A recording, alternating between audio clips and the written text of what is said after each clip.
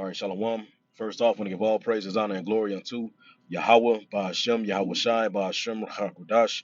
Double honors unto the apostles of Great Millstone that teach and rule well. And as always, peace and salutations unto the elect. All right, it's the brother Benaiah from the Great Millstone Dallas branch coming back at you with a quick lesson. And I'm going to entitle this lesson, Their Disobedience Led to Disaster. All right, their disobedience led to disaster. Okay, because I'm going to be touching on the story in First Maccabees chapter 5. All right, of Joseph and Azariah, all right, who seeked out for themselves a name, all right, and personal glory, which by doing that they ended up being disobedient unto the man that the Lord have set up during those times, which were Judas Maccabees and his brothers, all right, the sons of Mattathias, all right, which ultimately led to them being defeated and ultimately put to death, all right, and that's going to be the fate of a lot of these Israelite leaders in these times, all right, who's seeking to make a name for themselves. All right, we ain't gotta say no names. All right, if you want to know, have been watching and paying attention to what's going on amongst Israel, you know these particular leaders on who I'm speaking on. You know, they're gonna have the same fate as Joseph and Azariah did when you read in First Maccabees chapter 5. All right, because just as back then the Lord have chosen particular men he set up, all right, to for our people to follow and basically be guided by. Here in these times, all right, the Lord have done the same thing. All right, it's no different. As the scriptures say in the book of Ecclesiastes, there is no new thing under the sun. All right, Malachi, I am the Lord, I change not. So the Lord has always chosen particular men, all right, that he sent for our people to receive the word from the Lord from. All right, and we know through the Spirit in these times that it's the apostles and elders of Great Millstone.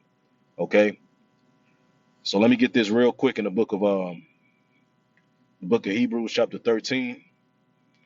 All right, real quick. This is Hebrews chapter 13 and verse 17. It says, "Obey your leaders and follow their orders.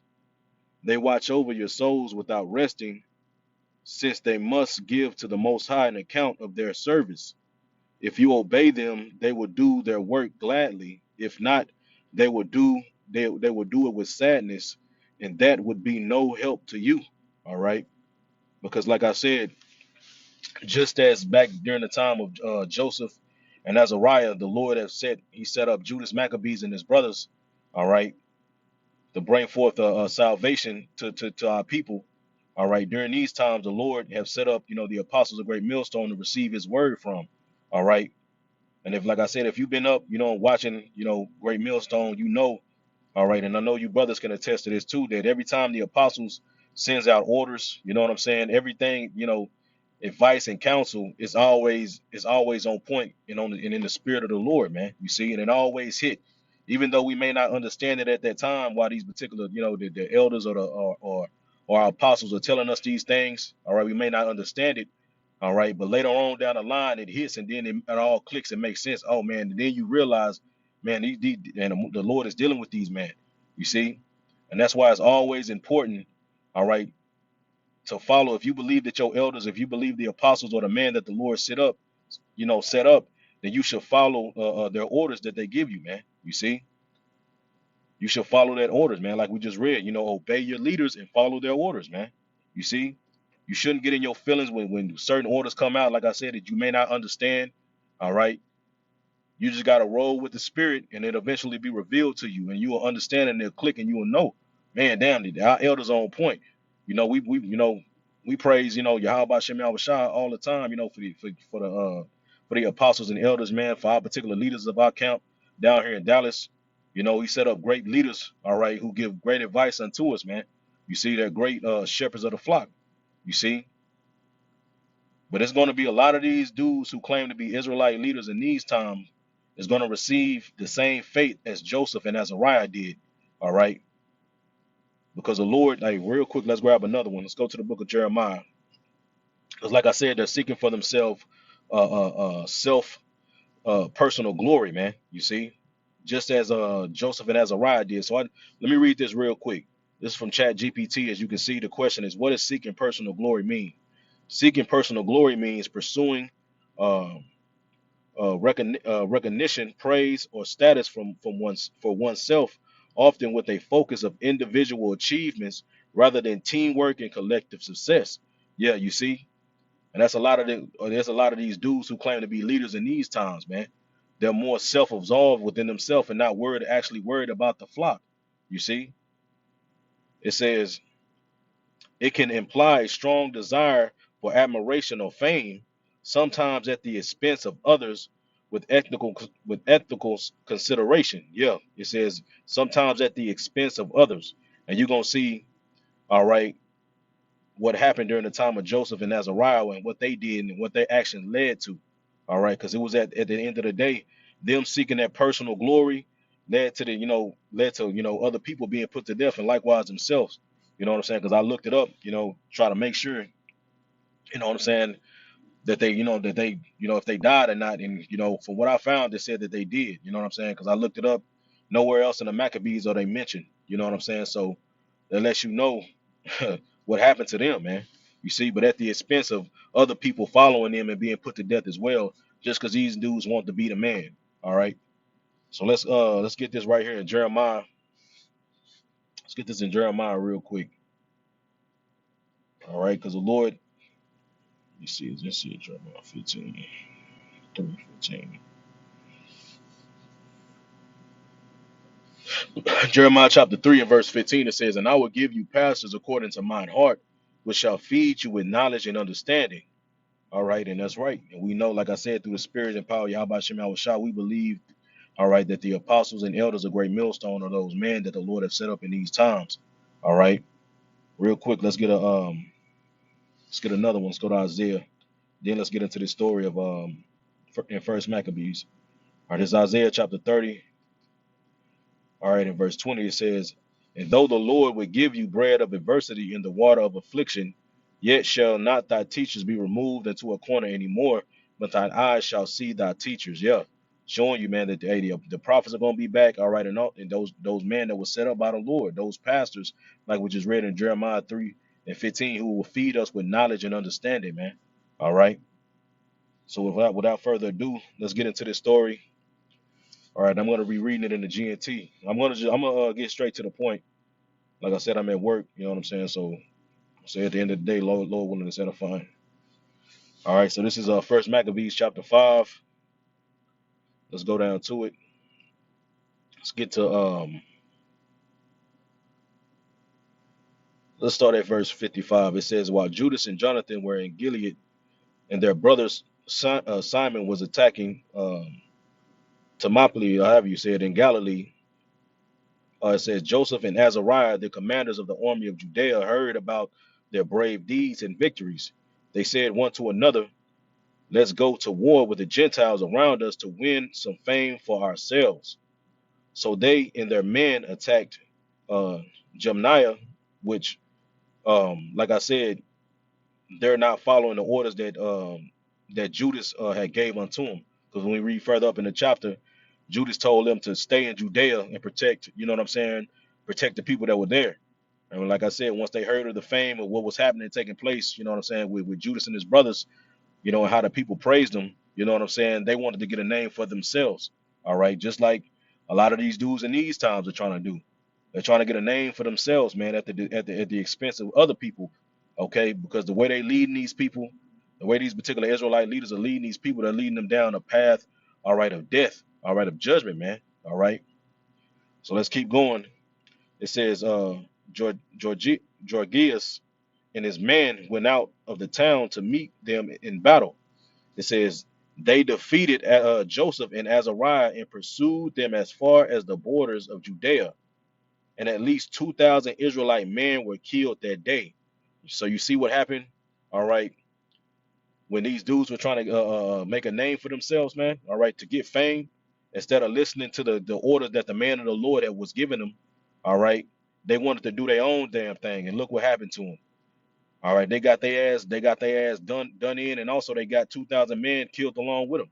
You see, going back into this point right here, like it says in Chat GPT. All right, and get straight to it. It says it can imply a strong desire for admiration or fame. All right, sometimes at the expense of others. All right, and they did that at the expense of others. You see, it got 2,000 men killed. It says, verse going back, First Maccabees 5 and 61 in the GNT. This great defeat came about because the Jewish commanders wanted to be heroes and refused to obey Judas and his brothers. You see, their disobedience led to disaster, man. All right. Their disobedience led to disaster, and that's why it's important to follow the Spirit, man. You see, the apostles, all right, and our elders have never guided us wrong. You know what I'm saying? So listen to the orders that your particular elders give you, man. You see, because the Lord put them in place for a reason. They've been put there for a reason, man. You see, to guide us. All right, you have particular office, you have ranking inside the camp. All right, these particular men have been put in place. All right, to guide you, to give you the best advice, to put you in the best situation as possible. You see, all right, going on like I say, and then going all the way up into the rank unto our apostles, man.